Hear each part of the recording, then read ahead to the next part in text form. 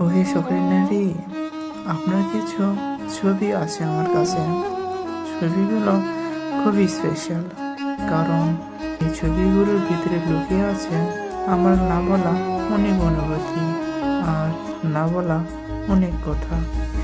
যদিও আপনি আর আমার নেই, তবুও ছবিগুলো আমি খুব যত্ন করে রেখে দিয়েছি, কারণ এইগুলি এখন আমার কাছে শেষ স্মৃতি। কারণ আপনি বদলে গেলেও আপনার ছবিগুলো এখনো বদলায়নি।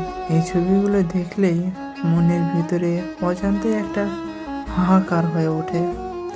মনে পড়ে যায় সেই সময়গুলো যখন আপনি আমার ছিলেন আর আমি আপনার ছিলাম। বাস্তবে আপনি আজ অনেক দূরে চলে গেছেন, কিন্তু এই ছবিগুলোতে আপনি এখনো ঠিক আগের মতনই আছেন। চেনা মুখ, চেনা হাসি আর চেনা কিছু মুহূর্ত।